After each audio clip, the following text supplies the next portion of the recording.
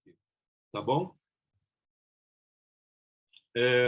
Vou começar só assim, mais uma coisinha aqui também na questão da nossa relação aqui, né? Eu sei que essas aulas à noite, né? Muitos de vocês chegam em casa, estão cansados e tal, não sei o quê, e é bem demanda bastante, né? O tempo. Eu só queria pedir para vocês assim que, né?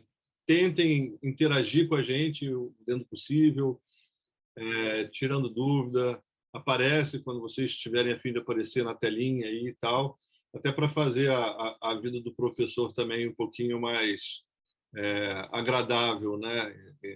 Em vez da gente só dar aula para os nomezinhos que estão lá, a gente vê as carinhas de vocês de vez em quando, também é bacana aí, a gente agradece, tá bom? Bem, eu vou compartilhar então com vocês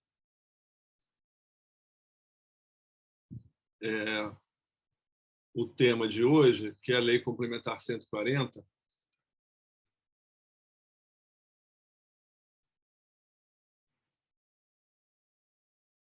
Vou botar aqui.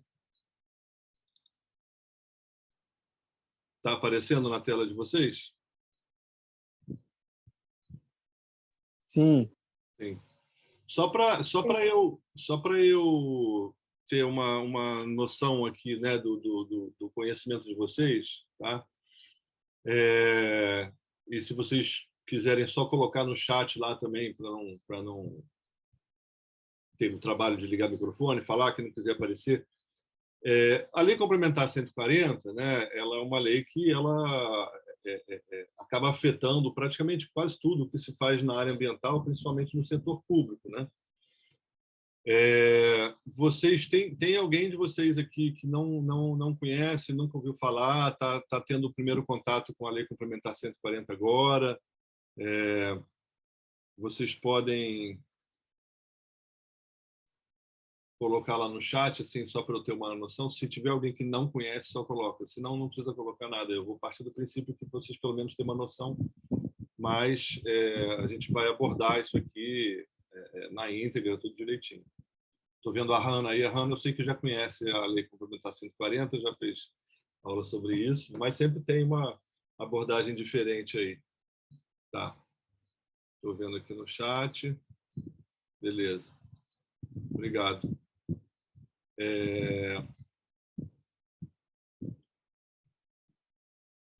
De vez em quando eu tenho uns probleminhas operacionais aqui, porque eu sou meio bobo com esse negócio, como, por exemplo, o chat apareceu na minha tela aqui, eu não consegui tirar. Peraí, pronto. Foi. Me veio aqui à mente uma outra questãozinha de ordem aqui, só para também já combinar com vocês, tá? A gente tem uma carga horária, né, definida, e a gente preparou essa carga dividindo todos os dias da semana em dois, vamos dizer assim, blocos, né, de aula de 2 horas cada um, tá? E só para também já deixar claro, né, essas horas são horas aula, né? Uma hora aula corresponde a 50 minutos, então a gente vai ter no meio dessa, aí dependendo de cada professor, dependendo do andamento da aula, mas assim só para vocês não ficarem preparados, né? Cada professor tem uma dinâmica diferente. Existe a previsão de um intervalozinho de 10 minutos aí, se o professor precisar, né? E também de terminar a aula 10 minutos antes, isso porque a gente vai passar o bastão aqui do Zoom e tal, aí sai um professor, entra outro, como se fosse numa sala de aula, tá, gente? E aí a gente troca alguma ideia, faz alguma observação importante para o segundo período, então só para vocês saberem, né? Mas ninguém precisa sair do link, fica todo mundo aí e tal, né? Só para vocês saberem, então, que a dinâmica vai funcionar assim, tá bom? Podendo variar um pouquinho de uma aula para outra, de um professor para outro. Às vezes pode não ter um intervalo e a gente parar um tempinho antes e tal, mas só para deixar isso também já combinado com vocês, beleza? Bem, Lei Complementar 140. Da onde que vem, né? Por quê? Qual o contexto em que essa lei surge, né? Então é preciso falar um pouquinho disso, por mais que a gente tenha que focar no texto da lei, mas assim para cristalizar o conhecimento aí na cabeça de vocês que vão fazer prova, né? É importante ter esse conhecimento, né, desse contexto, né? Tudo começa na Constituição, tá? A maioria de vocês não é advogado, eu sou, os outros professores também têm formação em direito, né? Então alguma coisinha a gente precisa passar para vocês. Tudo começa com alguma previsão constitucional, né, que depois vai ser regulamentada, enfim, aí vai ter as legislações que a gente chama infraconstitucionais e que vão definir como é que as coisas funcionam, tá? Para dizer assim, numa linguagem mais simples, né?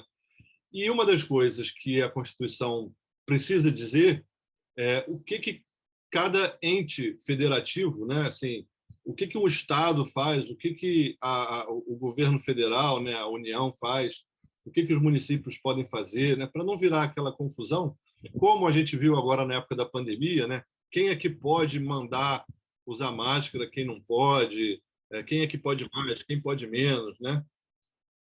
Então é importante que vocês entendam que a gente precisa olhar para a Constituição antes de qualquer coisa para saber quem é que pode fazer o quê. E na área ambiental, a gente está tratando aqui especificamente de concursos para dois órgãos que são da área federal, né, da União, e não é tudo que eles podem fazer. Então, vocês precisam saber o que pode ser feito. E lá na Constituição é que diz o que cada um pode fazer, porque não poderia, vamos dizer assim, o Estado chegar e definir determinadas coisas, né, se não tiver uma competência para fazer isso. O artigo 23 da Constituição é um dos artigos que define as competências, né, entre União, Estados e municípios. Tá? E no artigo 23, no inciso 6 e no inciso 7, que vocês estão vendo aí, ele trata da competência, vamos dizer assim, para proteger o meio ambiente e combater a poluição em qualquer de suas formas, preservar as florestas, a fauna e a flora. Então, combinando isso que está dito aí, é o artigo 23 que diz quem é que pode fazer o que na área ambiental, seja no que diz respeito à fiscalização, ao controle ambiental, licenciamento, né?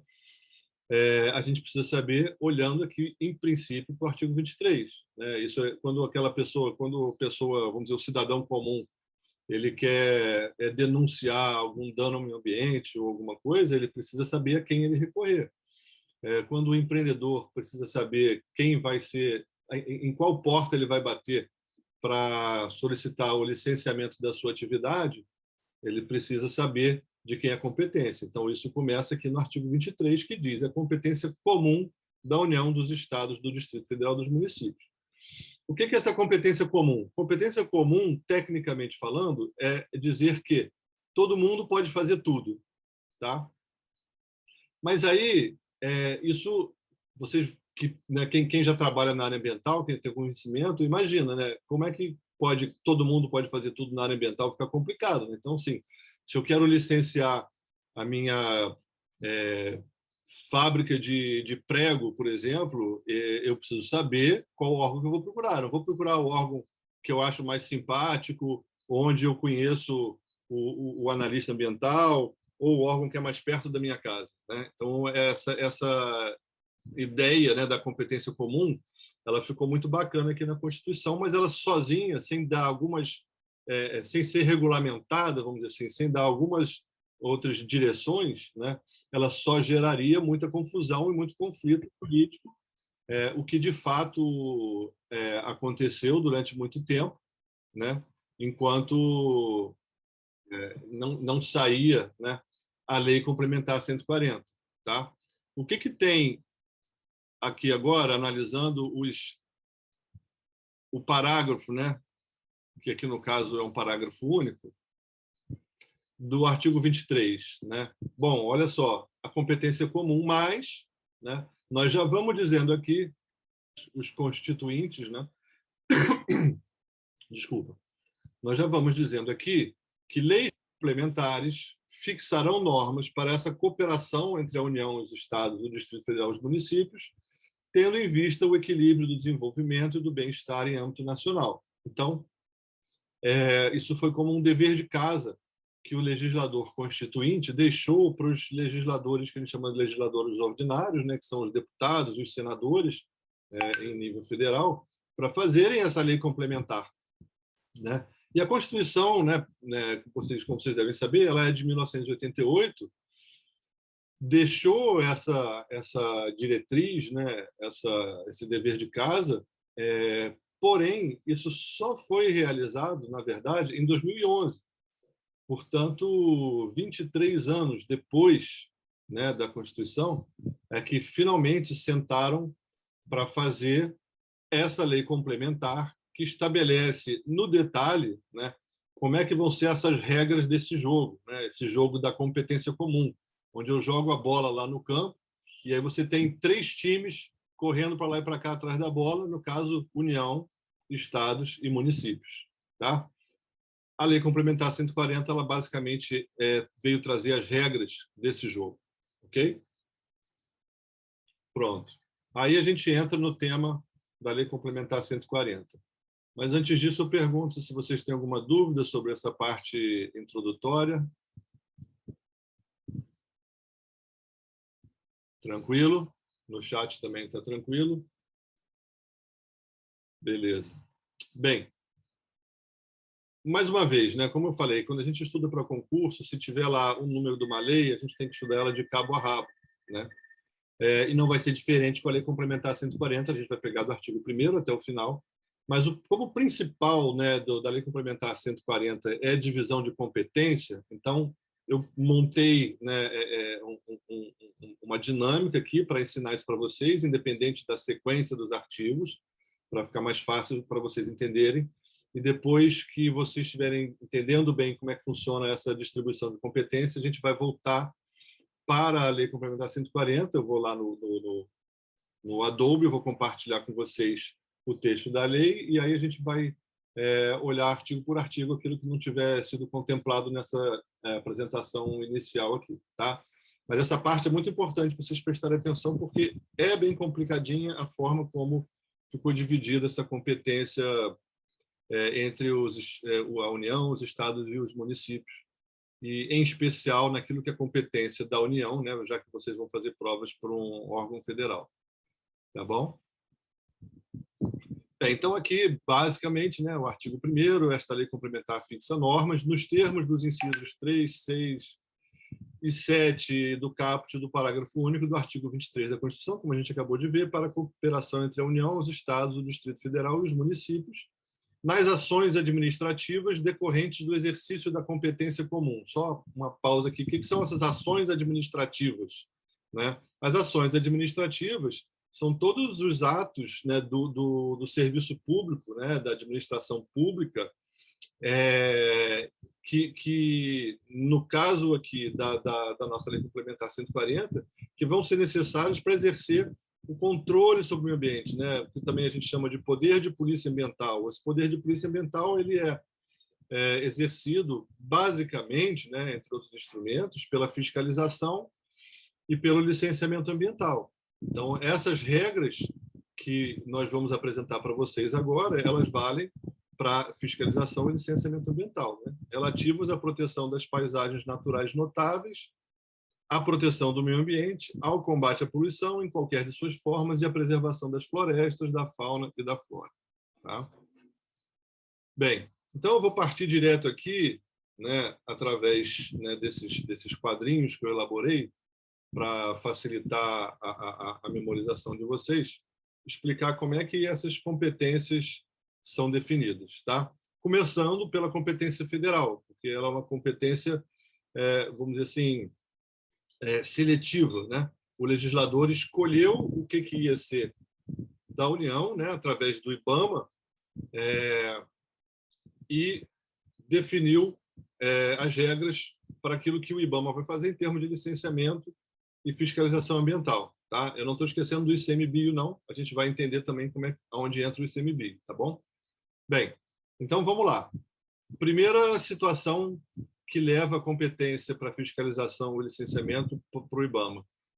Empreendimentos e atividades localizados ou desenvolvidos, né? E essa circunstância que ela vai servir para todas as situações aqui, conjuntamente no Brasil e em país limítrofe. Então, assim, aquelas atividades né, que estiverem localizadas, tá? E aí esquece a questão do âmbito do impacto, tá?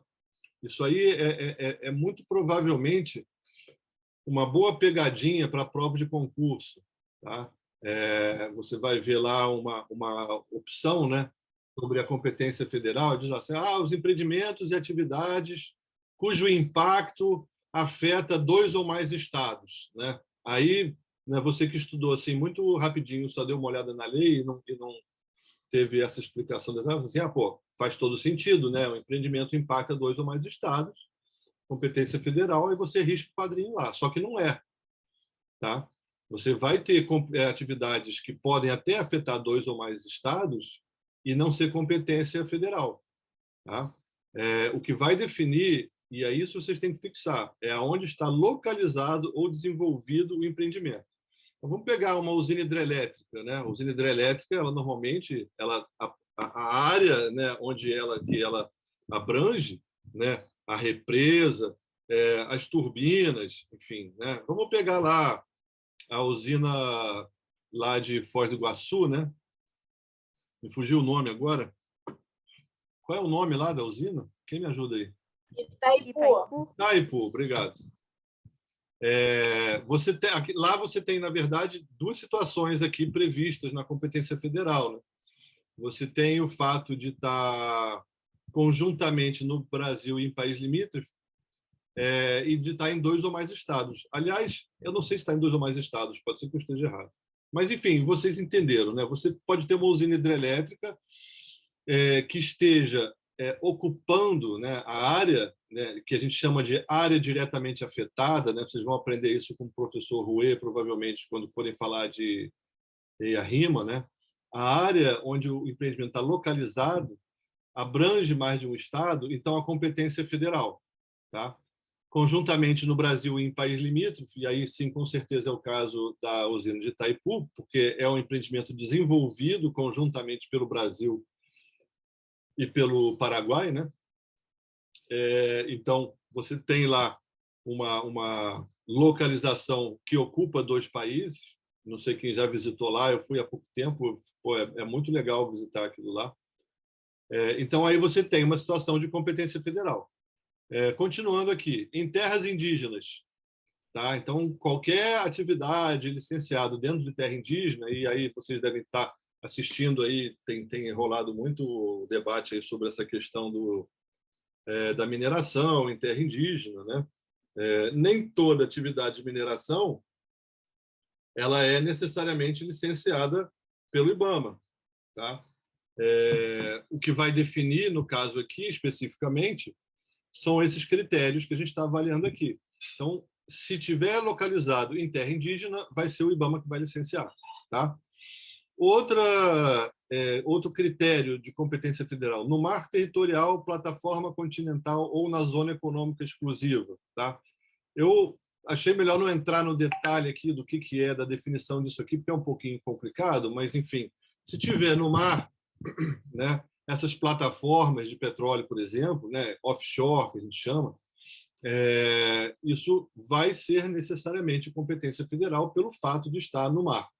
Isso aí não importa se está ali entre o Rio de Janeiro e o Espírito Santo, se está totalmente dentro do Rio de Janeiro, ou se é na Bacia de Santos, Baía de Santos, não, isso não vai fazer diferença nenhuma. Se tiver no mar, se for uma atividade de aquicultura ou carcinicultura, né, que vai surgir aí também, né, para quem vai fazer o tema 1 vai entrar também nesse detalhe, né? Independente do tamanho, independente do porte, né, se for no mar territorial, na plataforma continental ou na zona econômica exclusiva, vai ser licenciado pelo IBAMA, tá? E ainda, continuando, aquelas atividades destinadas a pesquisar, lavrar, produzir, beneficiar e tudo relacionado com material radioativo, né, também é licenciado pelo IBAMA. É a usina nuclear de Angra dos Reis, né, vizinho lá do meu amigo Jantes, que vai ser um dos primeiros afetados lá se aquele negócio explodir, né, Jantes? Está rindo aí, mas é sério o negócio, enfim. Qualquer usina nuclear ou qualquer atividade de produção, né, E aí também de mineração, né, porque fala em lavrar, material radioativo, né, isso vai ser licenciado pelo IBAMA, porque dessa forma ficou estabelecido ali na Lei Complementar 140. Tá? Continuando, eu vou pegar do segundo para baixo, depois eu volto para o primeiro, vocês vão entender por quê. As atividades de caráter militar, excetuando-se do licenciamento ambiental nos termos de ato do Poder Executivo, aqueles previstos no preparo e emprego das Forças Armadas. Então, o que for de caráter militar, base de lançamento de foguete, base aeronaval, que nem a gente tem aqui no estado do Rio, lá no município de Arraial do Cabo, enfim. Vamos dizer, fábricas de munição do Exército, isso tudo vai ser licenciado pelo IBAMA, porque foi escolhido, né, é um dos critérios estabelecidos aqui. Tá? Aquelas atividades localizadas ou desenvolvidas em unidades de conservação instituídas pela União, exceto em áreas de proteção ambiental. Vamos devagar com isso aqui. Alguma dúvida antes de eu entrar nesse detalhe? Marcos. Opa! Só, Anthony, falando. Só uma dúvida. Falou que existem atividades, né, que, embora na prova pareçam ser de competência federal, não pode ocorrer de não ser. Qual um exemplo assim que, na verdade, você até falou, né, de competência, deu a questão lá da usina de Itaipu, mas de Itaipu seria no caso federal. Qual que seria, assim, que a gente pode achar que é federal, mas não é? Então, Anthony, como eu falei aqui, e até uma coisa que pode virar uma pegadinha numa prova, né? Eles podem colocar uma situação, vamos dizer aqui, pegar um exemplo bem exagerado, né? Vamos pegar um posto de gasolina. Imagina um posto de gasolina que está lá num município na fronteira entre Minas Gerais e o Espírito Santo. E esse posto de gasolina ele está na beira do rio, né? Se vocês, né, todos vocês aqui que têm formação na área ambiental, forem parar e pensar assim no impacto daquele posto de gasolina, é natural você imaginar que aquele posto de gasolina vai impactar os dois estados, né? Então isso seria um exemplo de uma situação que eles podem colocar para fazer essa pegadinha, né? E vocês acharem que aqui quando fala em 2 ou mais estados, né? Aí aquele posto de gasolina que provavelmente, né, dependendo do estado, o licenciamento ambiental dele vai ser municipal, você pode levar a pessoa a achar que vai ser federal porque ele está ali bem na fronteira e uma atividade como posto de gasolina na beira de um rio pode levar a um impacto no estado vizinho. Então isso pode ser uma coisa. E tem também essa questão que a gente vai entrar agora, Anthony, que também pode ser objeto de confusão, que é justamente a questão das APAs, né, das unidades de conservação, com esse, vamos dizer assim, esse dificultador aqui do exceto em áreas de proteção ambiental. Então, vocês têm que ficar muito ligados nisso aqui. E, logicamente, que, pelo que eu me lembro aqui do programa de todos vocês que estão aqui, né, nessa aula de hoje, vão tratar do SNUC, né, do Sistema Nacional de Unidade de Conservação, que é a Lei 9985, provavelmente com o meu amigo, o professor Vitor Valente, que hoje chefia uma APA, né, federal, que é a APA Petrópolis, mas o que eu posso antecipar para vocês é o seguinte, e que é importante vocês prestarem atenção. Quando a gente trata de licenciamento ambiental e, consequentemente, fiscalização em unidade de conservação, a regra que vale é de quem é o órgão gestor. Tá? Então, uma unidade de conservação estadual, localizada, por exemplo, dentro do município de Teresópolis, né? Você vai ter uma unidade de conservação dentro do município e uma atividade que possa vir a ser licenciada, né? Porque a gente sabe que poucas atividades potencialmente poluidoras podem ser licenciadas dentro de uma unidade de conservação, mas dependendo do tipo de unidade de conservação, né, se não for de proteção integral e tal, ela vai ser licenciada dentro de um município, uma atividade de impacto de âmbito local, mas ela vai ser licenciada pelo ente gestor da unidade de conservação, no caso do exemplo aqui, o Estado. Tá? Então, isso pode gerar alguma confusão. E quanto a essa questão do exceto em áreas de proteção ambiental, né, e vocês vão ver também no SNUC, existem vários tipos de unidade de conservação. Né? Primeiro, você divide em proteção integral e as de uso sustentável, mas dentro daquelas unidades de uso sustentável tem vários tipos diferentes.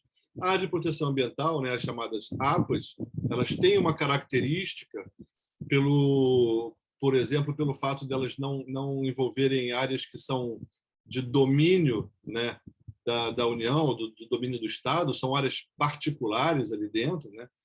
Então, por essa característica muito especial das APAs, né, o legislador da Lei Complementar 140, ele resolveu fazer uma exceção. Então, dentro de unidade de conservação e não é APA, quem vai licenciar vai ser o ente gestor da unidade de conservação, que pode ser municipal, estadual ou federal. Dentro da unidade de conservação, mas essa unidade de conservação é uma APA, aí a regra que vai valer são as outras regras, e não essa regra da unidade de conservação. Entendeu? Eu acho que conforme a gente avançar aqui, vai ficar mais claro essa situação. Tá? Mas é muito importante vocês ficarem com essa exceçãozinha na cabeça, né? Porque também é uma outra coisa que pode vir numa pegadinha. Estou imaginando aqui, usando o exemplo aqui da APA chefiada pelo nosso professor Vitor Valente. Se você tem uma atividade de uma fábrica de parafuso dentro da APA Petrópolis, né? Aí você vai ver que a competência para licenciar fábricas de parafuso, né, é do município. Aí você põe lá numa prova de concurso uma fábrica de parafuso dentro da APA Petrópolis, que é uma unidade de conservação federal e tal, tem que ser licenciada por quem? Né? Vai muita gente escorregar e vai botar lá que tem que ser licenciada pela União ou pelo ICMBio, e no caso vai ser pelo ente municipal, no caso da prefeitura, entendeu? Então, isso, viu, Anthony, é importante vocês ficarem em mente, porque são aquelas situações, né, que ficam muito no limiar ali, dependendo de interpretação, e o pessoal que faz prova de concurso, eles gostam muito disso. Tá? Agora, só para a gente fechar então esse quadrinho... Oi? Entendi. Beleza. Valeu, obrigado pela explicação. Marcos? Oi. Oi, Evânia. Oi, Vânia, tudo bem? Oi. Tudo bem? Só para fechar o circuito aí, no caso, a usina Belo Monte fica no Pará. Nesse caso, a competência é estadual? Então, o que você vai ter que ver? Eu vou te falar que, assim, eu não sei de cabeça ali a situação geográfica, tá? Mas ela tem... ela não está localizada, ela não pega um estado vizinho? Não sei. Eu botei aqui agora, porque você falou de usina, aí eu vou olhar aqui rápido. Não, teria que analisar isso no detalhe, mas, enfim, seria a única circunstância aqui, né, que a lei complementar prevê, que nos levaria a entender que a competência do licenciamento dela é federal. A gente sabe que é federal, porque a gente sabe que foi... só se for... Né? Lá não tem alguma coisa de indígena, não? Pode ser que tenha, né? Vamos até lançar esse desafio aqui no grupo. Marcos, Né? Oi. Está localizado no Xingu, por isso que é competência federal. Tá dentro da reserva indígena. Então tá. Não, porque... tá bem, legal. Toda a polêmica foi por isso. Boa. Obrigado.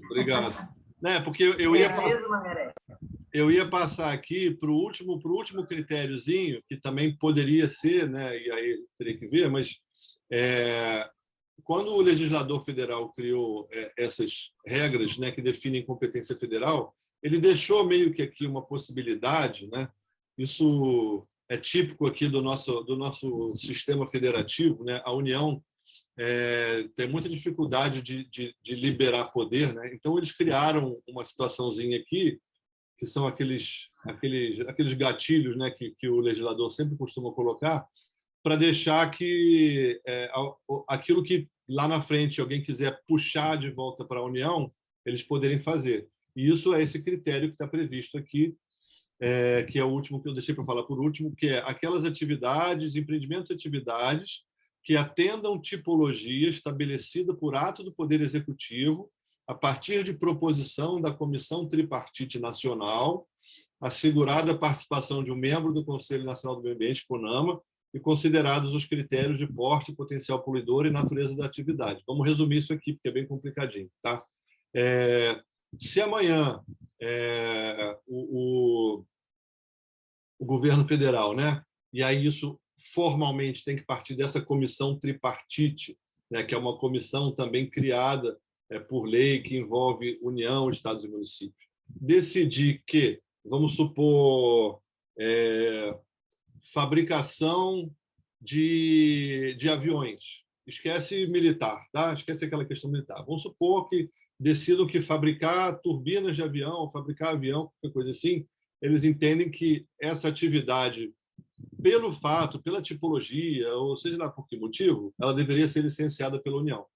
Essa comissão tripartite, né, que, como diz aqui, tem que ter União, Estado e município, e tem que ter um membro do CONAMA, ela vai se reunir, né, e ela vai propor, lógico, isso tem que ser de forma embasada, né, um decreto, um ato do Poder Executivo, definindo que fabricação de avião, fabricação de turbina de avião, qualquer coisa que der na telha desse pessoal, passe a ser competência do IBAMA.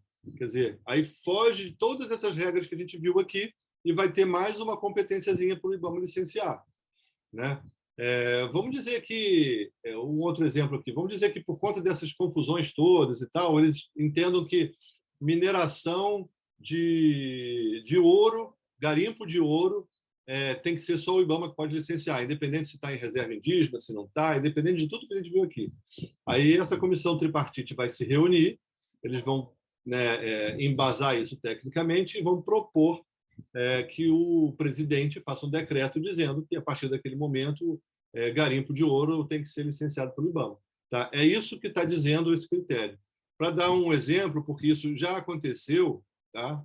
De 2011 para cá, a gente teve aqui, ó, o decreto 8.437, né, que é um decreto específico para situações que essa comissão tripartite, depois da Lei Complementar 140, ele veio disciplinar, né, identificadas algumas tipologias que se entendeu que fossem de competência federal. E aí passou a ser isso. Tá?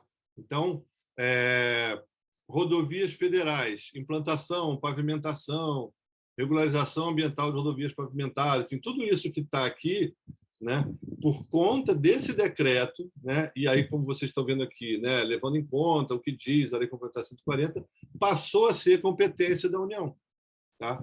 Então, para vocês hoje, você está sentado lá no IBAMA, você passou no concurso, está lá, e chegou um requerimento de licença para uma rodovia federal. Se você for olhar só na Lei Complementar 140 e não olhar o decreto 8.437, né, você pode escorregar e dizer que não, essa competência aqui não é. Vamos dizer que seja uma ferrovia que não esteja passando por mais de um estado, né, porque também tem isso. Se estiver passando mais de um estado, aí passa a ser federal por conta daquele outro critério. Mas qualquer coisa que vier partindo dessa comissão tripartite, daqui para frente, vai virar competência federal. Tá? Então, esse é um critério também muito importante de vocês entenderem, porque, mais uma vez, né, são coisas que costumam gerar confusão na hora de você responder uma pergunta de prova. Tá? Deu para entender isso? Se vocês quiserem, depois me cobrem, eu vou ser sincero, eu não sei se esse decreto 8.437 ele faz parte do conteúdo de algumas das provas de vocês. Eu até acho que sim, né? Mas assim você já sabe exatamente o que ele diz. Ele simplesmente pega uma série de tipologias que definiram a partir daquela decisão e passou a ser de competência federal, além de tudo aquilo que a gente acabou de ver. Tá? Eu vou até fazer o seguinte, vocês me cobrem depois, eu vou colocar no grupo ou nos grupos, o PDF com esse decreto, para vocês tomarem conhecimento. Ele é curto, não é complicado, ele simplesmente relaciona atividades que são de competência federal. Eu acho que é legal vocês saberem, independente de se está no conteúdo ou não, mas deve estar. Beleza? Vamos passar para a municipal? Alguma dúvida antes da gente passar para a competência municipal?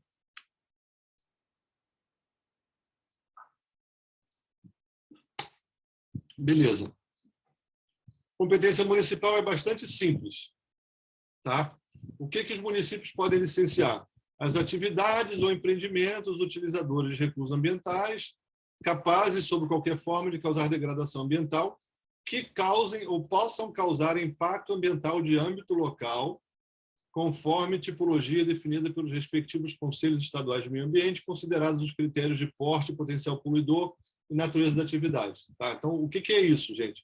O legislador, né, quando fez a Lei Complementar 140, entendeu que os conselhos estaduais de meio ambiente, tá? Notem bem, não é o governo do estado, os conselhos estaduais de meio ambiente, que, vamos dizer assim, seria um paralelo, né, estadual do CONAMA, eles vão se reunir, né, e já se reuniram a partir de 2011, todos eles se reuniram e se definiram quais as atividades que podem ser consideradas de impacto ambiental de âmbito local. Tá? Então, é bem restrita essa competência que foi dada aos conselhos de meio ambiente. Os conselhos de meio ambiente passaram a ter a competência de definir o que é impacto ambiental de âmbito local. Por quê? O legislador não quis definir ele próprio na Lei Complementar 140, porque ele poderia ter dito, olha, impacto ambiental de âmbito local é o impacto que não ultrapassa os limites de um município, né?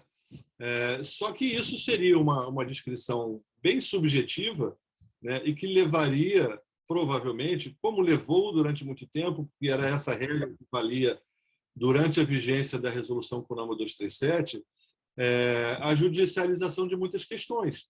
Porque quando o empreendedor, né, quando o cidadão ele entra, ele vai ao órgão ambiental para fazer um requerimento de licença ambiental, ele não tem ainda todos os estudos, ele não tem como saber se a atividade dele vai causar um impacto que vai extrapolar os limites do município. Tá? Então, por isso, ficou essa competência para os CONEMAs. Tá? Então, só para vocês... Essa contextualização que às vezes eu faço é só para ajudar vocês a lembrarem, né? Porque lógico que eles não vão perguntar para vocês por que o legislador complementar 140 resolveu fazer isso dessa forma. Isso sou eu passando para vocês para ficar mais fácil para vocês entenderem e, consequentemente, lembrarem na hora da prova. Tá? Então, aqui, por exemplo, no estado do Rio, tem uma resolução do CONEMA que define o que é impacto ambiental de âmbito local. No estado do Pará, tem uma resolução que define o que é impacto ambiental de âmbito local no Pará. Então, assim, você vai ter município, por exemplo, num estado que licencia, vamos dizer, posto de gasolina, e no estado vizinho pode ser que as regras dali não permitam os municípios licenciar posto de gasolina. Tá? Então, é bem específico, objetivo, não tem muito como errar. Uma atividade pode ser licenciada pelo município se ela for de impacto local, né, conforme a tipologia definida pelos conselhos estaduais de meio ambiente. Essa é a regra simples, beleza, a gente passa adiante. A outra regra da unidade de conservação vale aquilo que a gente viu, né, sobre as competências federais, né, se estiver localizada ou desenvolvida dentro de unidade de conservação instituída pelo município, né, exceto em APAs, porque se tiver uma APA federal dentro do município, essa regra ela não vai valer, vai ser municipal do mesmo jeito. Tá? Se tiver uma APA estadual, e lógico, se tiver uma APA municipal, vai ser o município também que vai licenciar. Então, aqui nesse caso, a questão da APA não é o que define a competência, tá? Conforme a gente viu no caso da União e conforme a gente vai ver agora na competência estadual. E a competência estadual é mais fácil, gente, porque a competência estadual é o que a gente chama de uma competência residual. Tudo aquilo que não é federal nem municipal vai ser competência do Estado para licenciar e, consequentemente, para fiscalizar, à exceção das atividades localizadas em unidades de conservação instituídas pelo Estado. E aqui, mais uma vez, nós estamos falando de qualquer unidade de conservação, exceto a APA. Tá? Uma APA estadual dentro do município, se aquela atividade que tiver dentro dessa APA for de impacto de âmbito local, conforme a gente viu ali agora, vai ser o município que vai licenciar, mesmo estando essa atividade dentro de uma APA estadual ou federal, enfim, não importa. É importante vocês terem em mente que, ao contrário das outras unidades de conservação, as APAs não definem competência com base em quem é o seu gestor. Tá? Eu acho que isso é uma forma mais objetiva e prática de vocês lembrarem isso aqui. Beleza? Uma outra, vou dizer, um outro aspecto muito importante da Lei Complementar 140, ainda no tema de licenciamento, né? E como eu falei para vocês, eu peguei esse tema e desdobrei aqui para ficar mais fácil para vocês entenderem. Depois nós vamos voltar para os artigos de 1 a Z. Né? Mas o artigo 13 é importante vocês saberem que nenhum empreendimento ou atividade vai ser licenciado por mais de um ente federativo. Tá? Aonde que está a pegadinha? Né? E aí vai, né? Quando a gente faz curso com foco em concurso, a gente tem que pensar nas pegadinhas possíveis. Né? Estou vendo que o nosso colega professor Rui entrou aí. Obrigado aí por prestigiar, né? E é mestre também, tem muita experiência com prova de concurso, sabe exatamente o que eu vou falar aqui, que pode ser uma pegadinha. Né? Os demais entes federativos interessados podem manifestar seu órgão responsável pela licença ou autorização de maneira não vinculante, respeitados os prazos e procedimentos do licenciamento ambiental. Né? E continuando, a supressão de vegetação decorrente de licenciamentos ambientais é autorizada pelo ente federativo licenciador. Aonde que está a pegadinha aqui, professor? A pegadinha aqui é o seguinte, quando for colocado para vocês uma situação em que você teve um licenciamento conduzido pelo Estado, por exemplo, né? E você tem uma manifestação, seja de uma unidade de conservação, seja do IPHAN, seja de um outro órgão que não seja, né, do mesmo ente federativo, seja da União, quando o licenciamento do Estado, ou quando o licenciamento municipal e o ente federativo que se manifesta é do Estado, né, você tem uma situação que pode dar a entender, né, que esse licenciamento está sendo feito em âmbito, né, de mais de um ente federativo. E não é isso, é simplesmente o que a gente chama de órgãos intervenientes. Tá? Então, você pode ter um ente licenciando, né, ou seja, o Estado, o município, a União, mas você pode ter outros órgãos de outros entes se manifestando, e aí, né, o que é importante vocês fixarem, essa manifestação, com base no que diz a Lei Complementar 140, ela é uma manifestação não vinculante.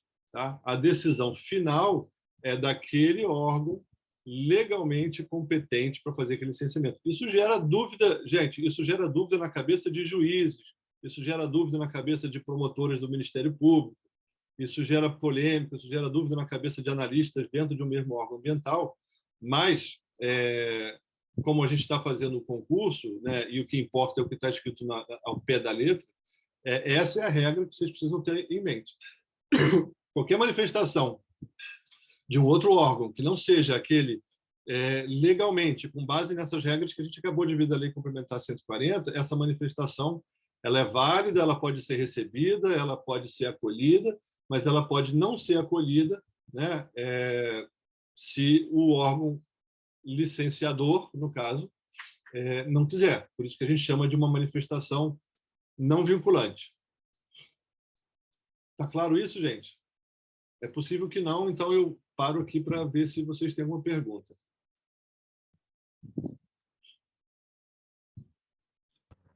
Eu tenho uma dúvida, Marcos. Está ouvindo? Estou ouvindo, pode falar.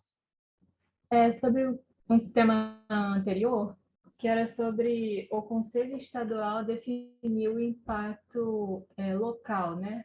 Uhum.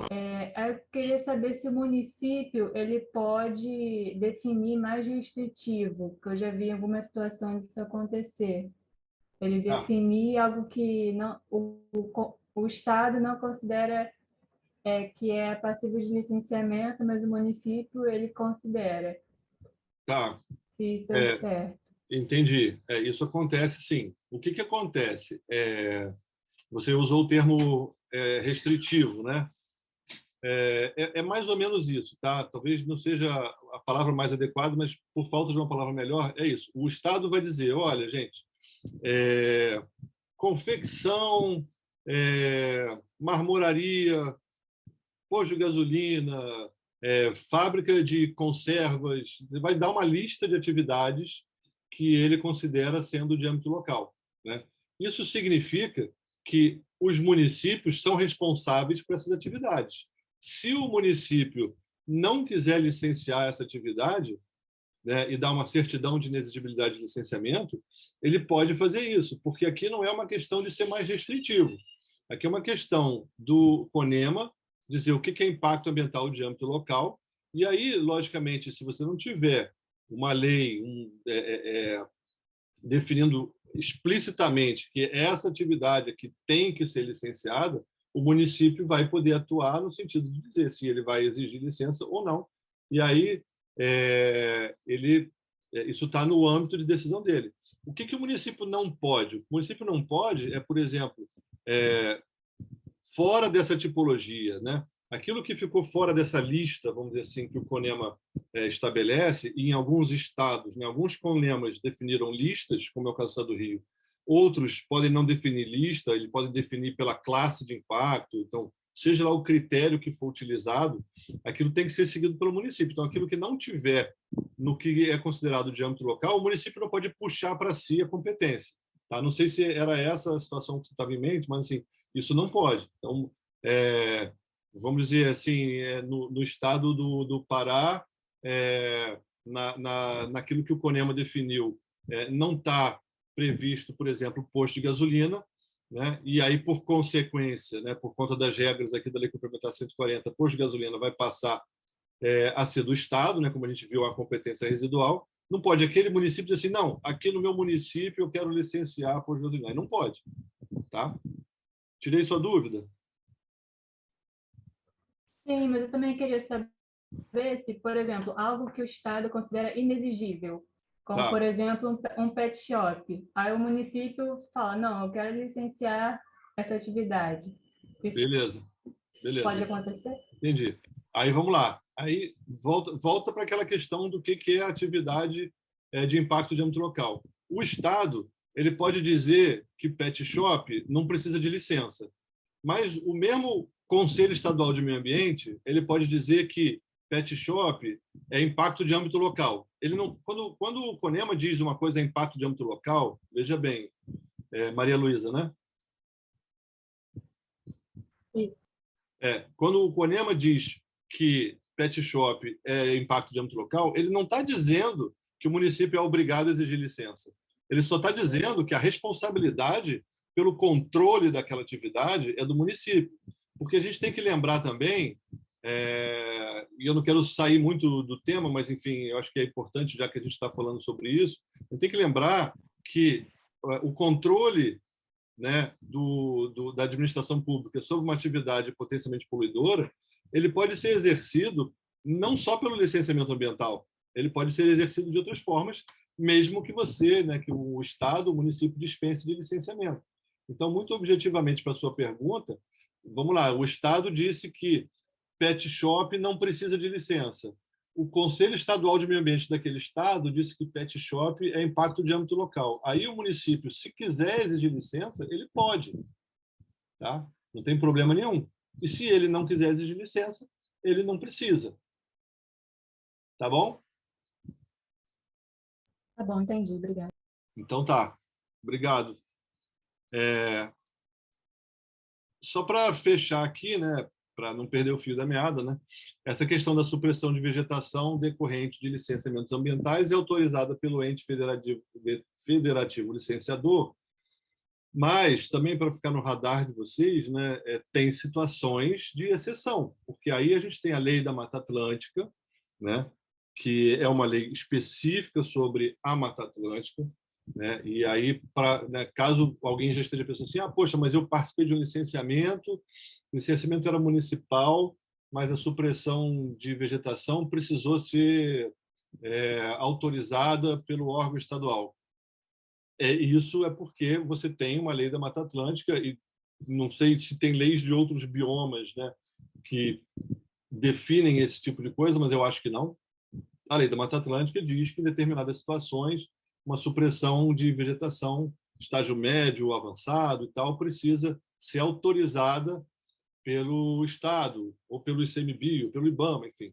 E aí, nesse caso, né, fica superada essa questão da Lei Complementar 140.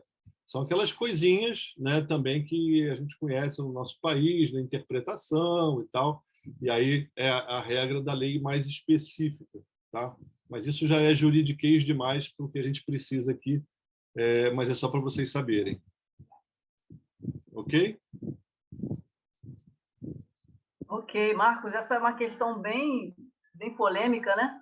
Aham. E, Beleza. no caso do INEA, a gente sempre é bom errar para mais, né? Assim, errar, né? No caso, eu vou numa área, não sei se aquilo é exatamente estadual ou municipal, então lascam alto, interdita, depois ver se é INEA ou se é... Né? Isso aí. Aí entra a tal da cautelar. Isso aí, gente, eu acho uma das coisas bacanas aqui, quando a gente faz esse curso, a gente tem a Vânia, ela é servidora do Estado aqui no Rio de Janeiro, né? E está trazendo uma situação prática, mas assim, eu acho que é bem legal a gente poder compartilhar isso, né? Para vocês que não são de órgão público, que estão pretendendo entrar, já começa a entender mais ou menos como é que as coisas funcionam. E é verdade, Vânia. Muitas vezes o analista ambiental ele fica numa saia justa, fica numa dificuldade, porque essas leis todas, às vezes, elas confundem. Né? Bastante. Tá? Só para fechar aqui essa questão de competência para licenciamento, é um outro termozinho que ele pode muito bem ser usado para confundir vocês na hora de uma prova, que é a questão da atuação subsidiária e atuação supletiva. Tá? O que é atuação subsidiária? Né? Isso está lá nas definições, logo no artigo 2º das definições da Lei Complementar 140. Né? Atuação subsidiária é quando o ente federativo, né? Ente federativo a gente sabe que pode ser União, Estado ou município, solicita auxílio no desempenho das atribuições decorrentes das competências comuns. Né? Então, aqui a gente está falando de competência comum. Vamos supor, né, que você tem num determinado estado, né, para a gente ficar dentro do tema Estado e federal, né, que é o foco aqui, uma deficiência técnica ou de equipamento ou de estrutura, né, para licenciar uma atividade cuja competência seja do Estado. Né? Aí o Estado vai dizer, essa competência é nossa, mas a gente não tem drone, ou a gente não tem helicóptero, ou a gente não tem isso, ou não tem aquilo, tem qualquer situação que gere uma dificuldade de cumprir com essa competência, esse ente pode pedir, né, à União, no caso, né, através do IBAMA, uma cooperação técnica, que normalmente isso acaba se tornando uma cooperação técnica, para o licenciamento de uma atividade. Tá? E aí você vai ter uma atuação do IBAMA, e aí, dependendo desses acordos, né, esses acordos eles são específicos, não tem uma regra, dependendo do acordo, pode ser que você tenha o IBAMA dando uma licença para uma atividade que era originariamente do órgão estadual, naquele caso ali. Isso é atuação subsidiária. Tá? Guardem bem isso. O ente federativo pede ajuda ao outro ente federativo. Isso para diferenciar da atuação supletiva. A atuação supletiva é quando um ente federativo ele ocupa o espaço deixado pelo outro ente federativo, né? Quando ele não cumpre os requerimentos mínimos para cumprir com essa competência. A gente vai ver agora na sequência, quando a gente for olhar a Lei Complementar 140, que em determinadas situações o ente federativo não pode licenciar. Então, por exemplo, não tem conselho de meio ambiente instituído, e aí não pode licenciar. E ele não podendo licenciar, ele não precisa pedir ajuda ao ente, vamos dizer, muito entre aspas, né, superior. Automaticamente, com base na lei, o ente superior, e aqui vamos dizer na relação entre Estado e União, no caso do IBAMA, ele passa a ser o ente competente para licenciar as atividades que eram de competência daquele Estado. Tá? É muito, assim, é bem raro isso acontecer, mas isso pode acontecer mais entre estados e municípios, né? Porque hoje praticamente todos os municípios, desculpe, todos os estados, né, estão estruturados para licenciar, mas pode acontecer numa situação temporária, alguma coisa. A gente quase viveu isso aqui no estado do Rio, mas essa história eu deixo para contar depois se sobrar tempo. Mas normalmente todos os estados hoje estão estruturados para licenciar. Essa competência supletiva ela pode acontecer com mais frequência entre município e estado. Beleza? Eu vou pedir aqui, encerrando aqui essa parte da Lei Complementar 140. A próxima a gente vai olhar a lei no detalhe, tá? Eu já vou colocar aqui e vou pedir aí, vocês estão vendo na tela? Lei Complementar 140. Aí tem uma tabela de preços aqui, que eu não sei porque que tem isso aqui. E aí a gente vai retomar daqui a 5 minutinhos, só para eu beber uma aguinha, e a gente volta para cá, ok?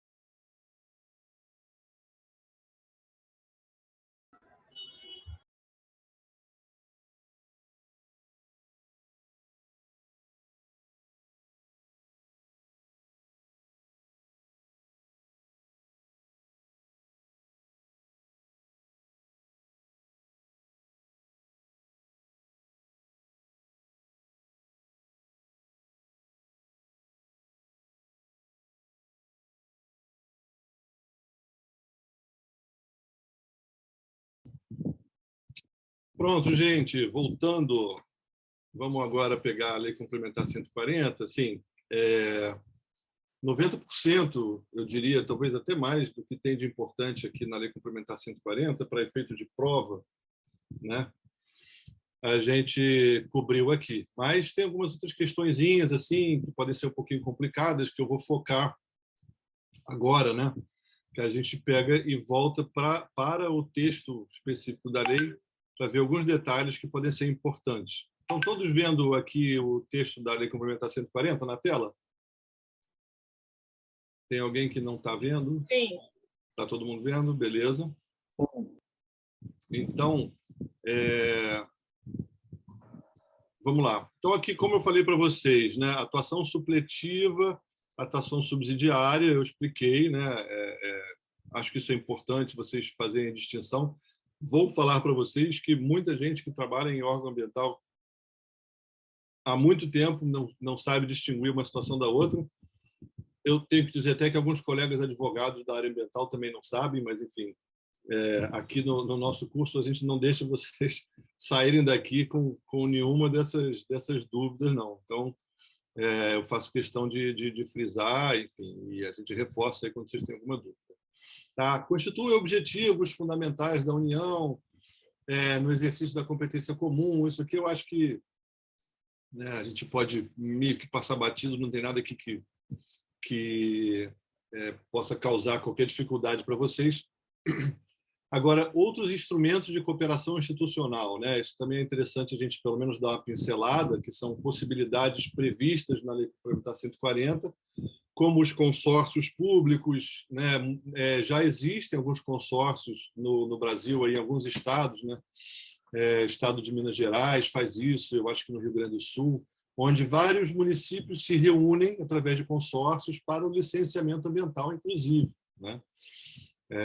Então, isso é possível. Convênios, acordos de cooperação técnica, né? Como eu falei aqui da atuação subsidiária, muitas vezes isso pode acontecer através de um convênio, pode ser uma cooperação técnica, depende de algumas características, e aqui também não cabe entrar no detalhe. A Comissão Tripartite Nacional, que a gente falou aqui sobre ela, onde que ela atua, né? Fundos públicos e privados, delegação de atribuições de um ente federativo a outro, respeitados os requisitos previstos nesta lei. Então, assim, um ente federativo pode delegar suas atribuições para o outro. Isso geralmente é feito em casos específicos, né? Cada caso concreto, tá? Delegação da execução de ações administrativas de um ente federativo a outro, respeitados os requisitos previstos nesta lei, tá? Então, isso para vocês terem, né, essa noção, né, sobre esses instrumentos que são disponíveis, né, em alguns casos são usados, mas nem assim, na minha opinião, né, nem poderiam ser usados com mais frequência do que são, porque muitas vezes, né, a orientação da nossa Constituição é da atuação cooperativa entre os entes, né? Mas a gente vê muito pouco disso na prática. Marcos, o seu vídeo está travando um pouquinho. Meu vídeo está travando? Deixa eu tirar o vídeo, porque de repente eu que melhore. Tá? Vocês conseguem ficar sem ver meu rostinho aqui durante um tempinho? Pronto. Vamos fazer um teste. Faz um teste aí. E aí a gente estava falando aqui da comissão tripartite, né? Parágrafo 2º, para vocês entenderem, né, o que é a comissão tripartite. A comissão tripartite será formada, né, como eu falei, paritariamente por representantes dos poderes executivos da União, dos estados, do Distrito Federal e dos municípios, com o objetivo de fomentar a gestão compartilhada e descentralizada entre os entes federativos. E a gente viu ali um exemplo, né, de como que a comissão tripartite pode funcionar, tá? E aí você tem a nacional e tem as estaduais também. Tem comissões bipartites entre União e estados ou Distrito Federal, enfim, aí são as várias variações aqui, mas nada disso realmente é muito, vamos dizer assim, tem muita relevância, tá? O ente federativo poderá delegar, mediante convênio, a execução de ações administrativas a ele atribuídas nesta lei complementar, desde que o ente destinatário da delegação disponha de órgão ambiental capacitado a executar as ações administrativas a serem delegadas e de conselho de meio ambiente. Então, isso é uma coisa importante, tá? Para exercer essas competências, essas atuações, licenciamento e, consequentemente, de fiscalização, tem 2 requisitos, né? E aí a gente vê aqui no parágrafo único. Órgão ambiental capacitado como sendo aquele que possui técnicos próprios ou em consórcio, devidamente habilitados e em número compatível com a demanda das ações administrativas a serem delegadas, e o Conselho de Meio Ambiente, né? Conselho de Meio Ambiente que esteja ativo, que não seja só no papel e tal. Então, isso é importante vocês fixarem. Agora, o que é um órgão ambiental capacitado, né? Para efeito da Lei Complementar 140, que é a única lei que define competência e que poderia dizer o que é um órgão ambiental capacitado, é aquele que possui técnicos próprios ou em consórcio devidamente habilitados em número compatível. Agora, o que é número compatível? Se técnicos próprios podem ser concursados ou se podem ser servidores em cargos, né, de cargos de confiança ou cargo complementar, enfim, os vários nomes que tem. E isso não está dito aqui, então vai depender da interpretação de cada estado, no caso de cada órgão ambiental, tá? Sobre o que é órgão ambiental capacitado. Na verdade, isso vai depender muito também da interpretação do Ministério Público. O Ministério Público, como um órgão de controle, se ele entender que o município o município de Florianópolis não tem órgão ambiental capacitado, porque acha que os seus técnicos não estão devidamente habilitados, eles vão mover lá seus instrumentos, as suas ações, suas recomendações, para que aquele município não pare de exercer a competência de licenciamento. Mas não tem nenhuma outra lei, não tem nenhuma regra, pelo menos em âmbito federal, que é dizendo o que é órgão ambiental capacitado, além dessa descrição que tem aqui.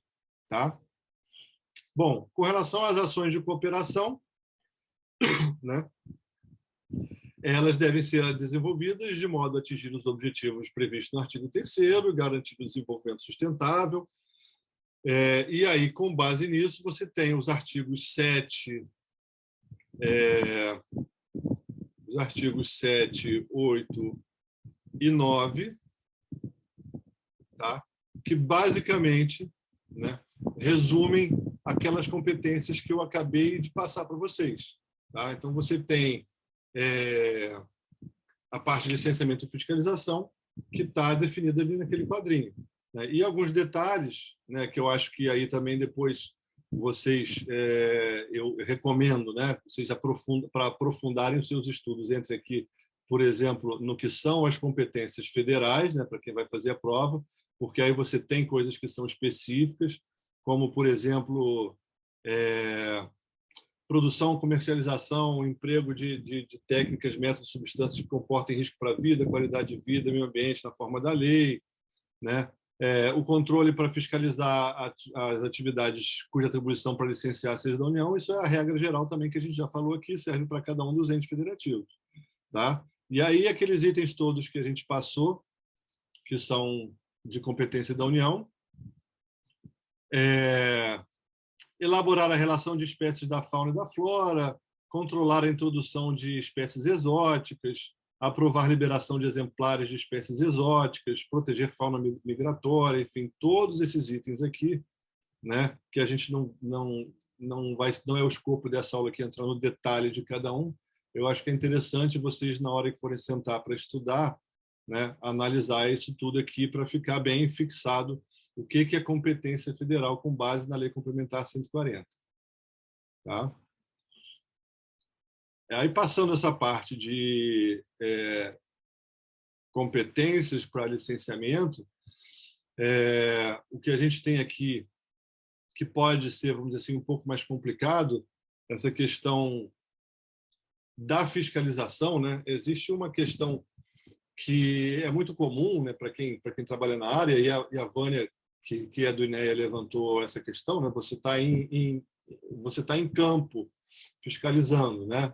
Vamos imaginar que você passou para o concurso do IBAMA, aí você está fazendo uma fiscalização, e aí você se depara com uma atividade que você lá naquela hora em campo não sabe se aquela atividade é de competência do município, do estado, enfim, né? Vamos supor que tenha uma situação ali na dúvida, mas você identifica, você pede a pessoa para apresentar a licença, e aí a pessoa está lá com a motosserra na mão, ou com o trator ligado, não sei o que, não tenho licença.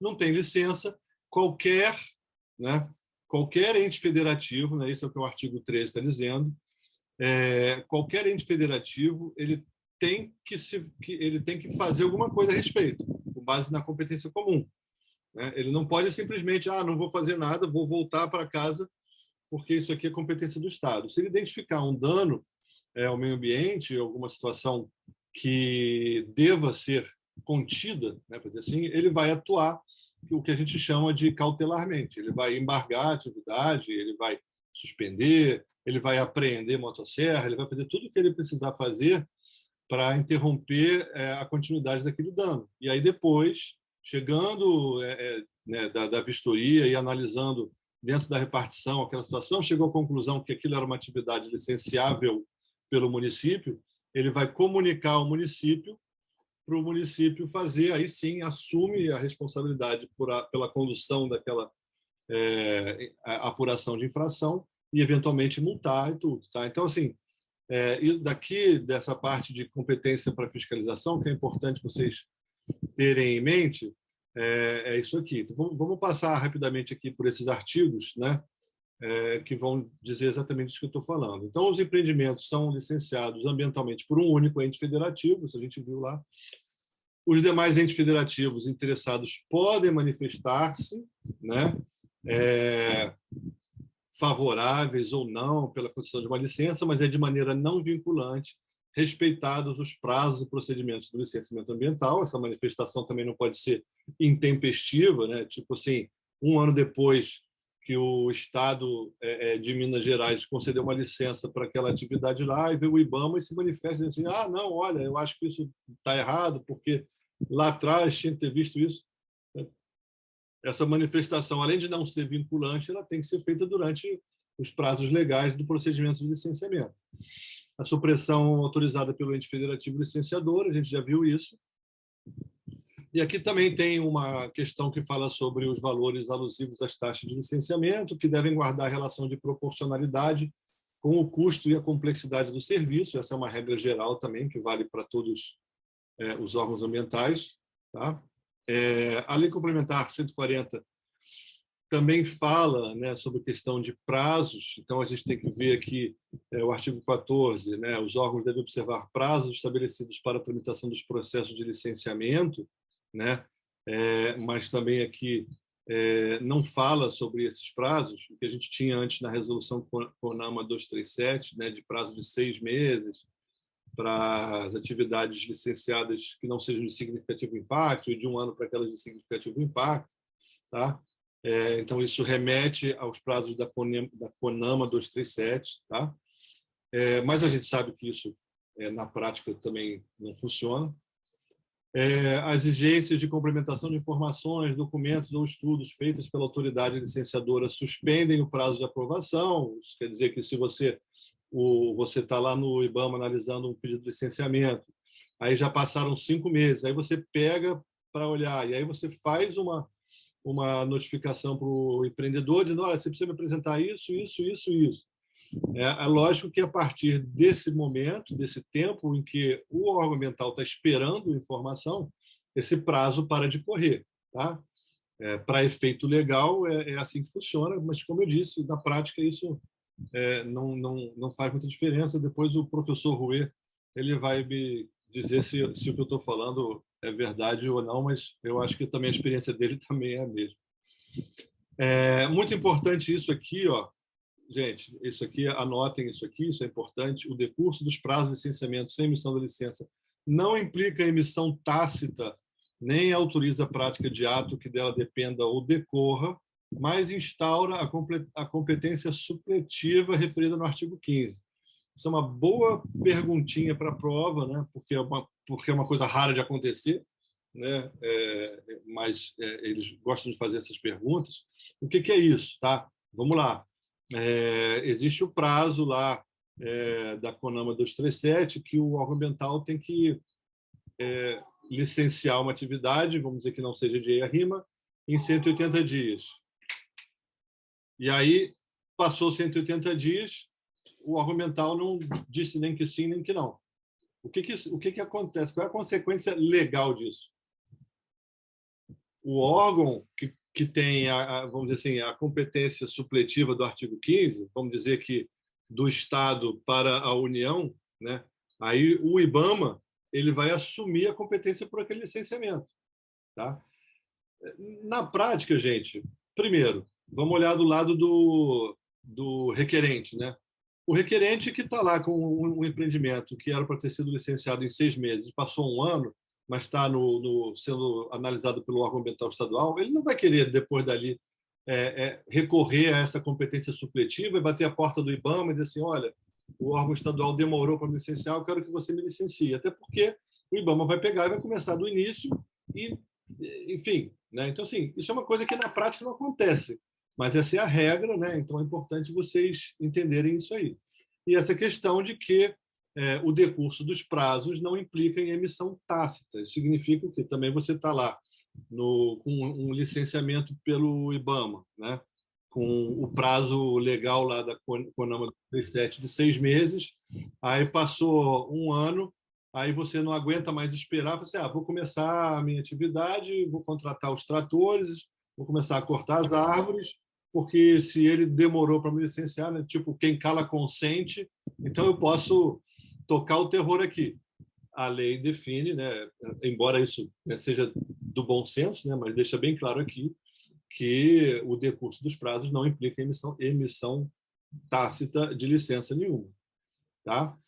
E a regra da renovação de licença, né, para vocês que já atuam na área ambiental, como consultor, enfim, já conhecem, né, a renovação das licenças deve ser requerida com antecedência mínima de 120 dias. Todas as licenças têm um prazo de validade, então, se você é o detentor de uma licença que está vencendo, vamos dizer, daqui a 4 meses, né, 120 dias, você já tem que pedir a renovação, né, dentro dessa antecedência, né, de 4 meses. Tá? A questão do caráter supletivo, a gente já falou. Ação administrativa por meio de apoio técnico, científico, administrativo, financeiro, que é ação subsidiária. Né?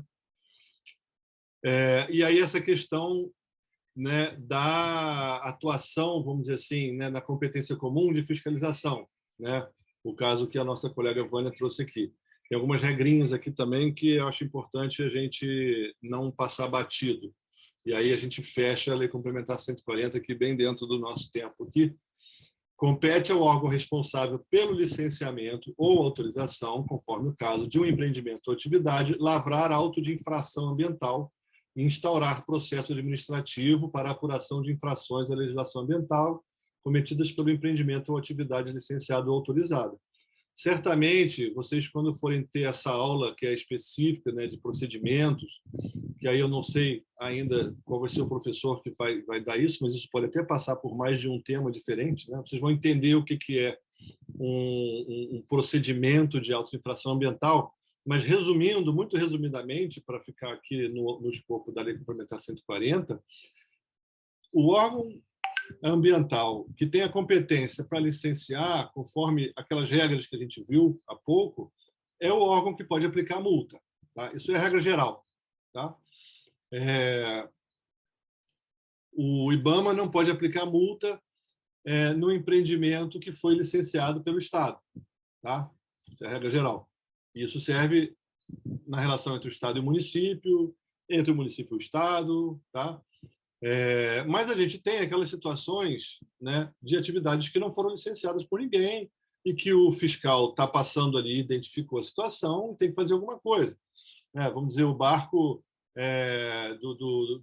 do IBAMA, vamos dizer, o barco lá da APA, ali na Baía de Guanabara, esqueci o nome ali agora, está passando ali pela Baía de Guanabara e está vendo sair um líquido bastante estranho, com cheiro ruim, de uma de uma indústria na Baía de Guanabara. Mesmo que essa indústria, né, seja de competência do Estado de licenciar, aquele fiscal ele não pode passar batido, né, e aí telefonar lá para o INEA assim, olha, vocês voltam aqui quando vocês puderem. Então, não, ele tem que, naquele momento, né, ele tem que fazer aquilo que está previsto no parágrafo 1º.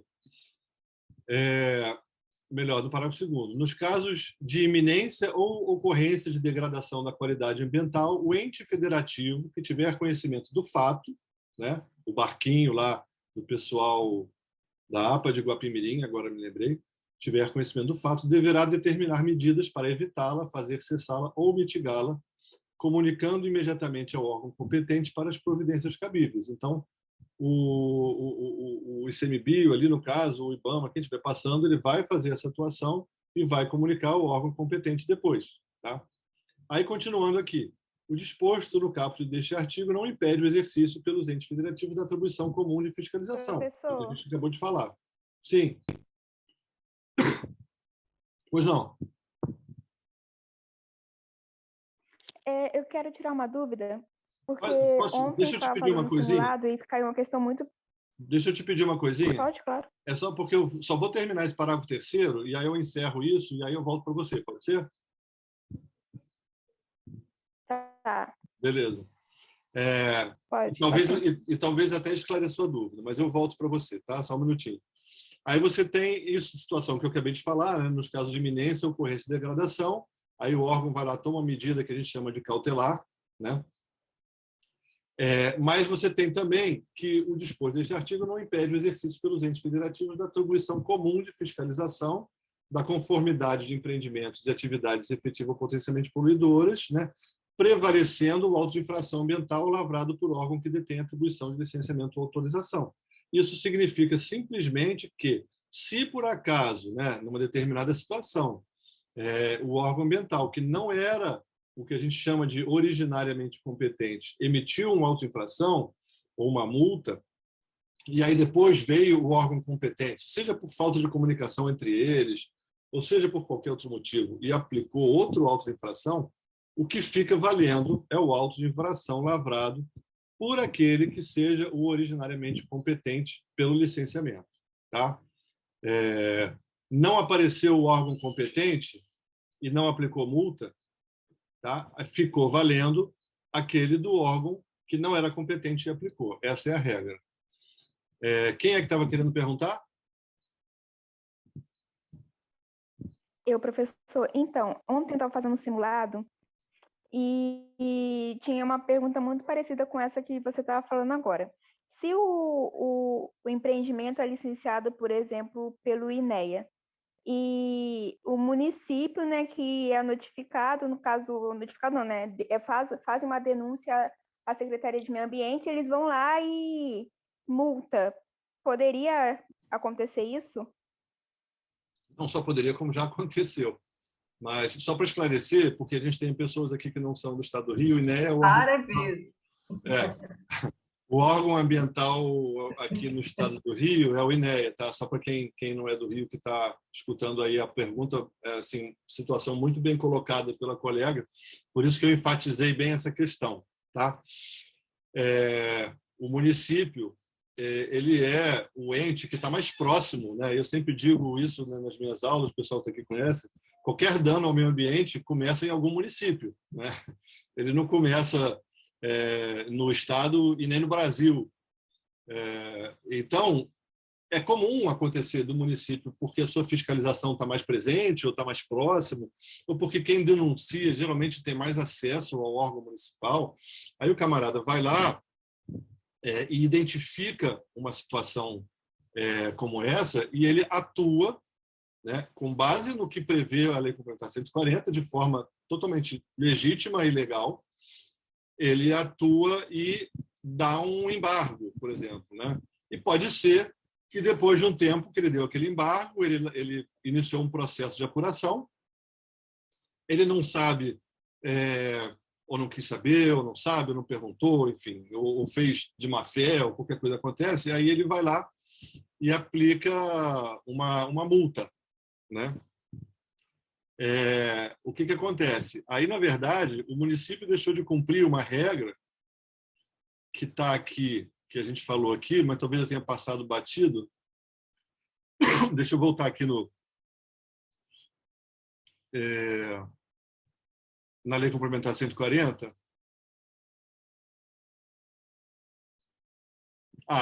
O parágrafo 2º do artigo 17. Eu não vou compartilhar, não, para não complicar muito, mas depois quem tiver aí pode ler. Nos casos de iminência ou ocorrência de degradação da qualidade ambiental, ou seja, a situação que a gente acabou de escrever aqui, o ente federativo que tiver conhecimento do fato, o município, deverá determinar medidas para evitá-la, fazer cessá-la ou mitigá-la, e aqui só cabe um embargo, uma interdição, né, uma medida desse tipo, uma apreensão de equipamento, né? E aí, vírgula, comunicando imediatamente ao órgão competente para as providências cabíveis. Então, gente, vamos lá. O município tomou conhecimento, embargou. O que ele tem que fazer antes dele aplicar uma multa? Ele tem que avisar, no caso aqui da questão do simulado que a colega trouxe, ele tem que comunicar ao INEA, né? Professor, ele comunicou o INEA não fez nada, ele aplicou a multa. Aí, a gente não vai entrar, né, nas regras aqui do Estado do Rio de Janeiro, que tem no CONEMA, né, Conselho Estadual do Meio Ambiente daqui, porque não faz parte do nosso tema. Mas vamos abstrair e pensar só na Lei Complementar 140. Aí o camarada fez, né, o município embargou, não avisou o Estado, aí passou um tempo e ele aplicou uma multa. Tá? Aí o que aconteceu? Essa multa poderia ser facilmente anulada porque o município não cumpriu a regra do parágrafo 2º. Tá? Agora, se o município fez o embargo, tomou as medidas necessárias para evitar a continuidade do dano,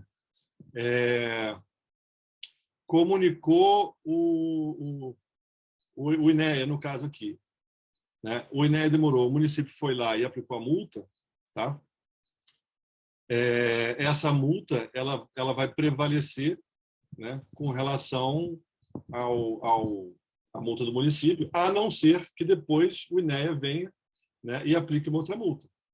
É assim que vai funcionar, porque a regra é essa, vai valer sempre a multa aplicada pelo órgão, vamos dizer, originariamente competente. Tá? Eu não sei qual é a pergunta exatamente desse simulado que você fez, mas se você quiser compartilhar com a gente no grupo, né, a gente pode responder ela de forma objetiva. Tá?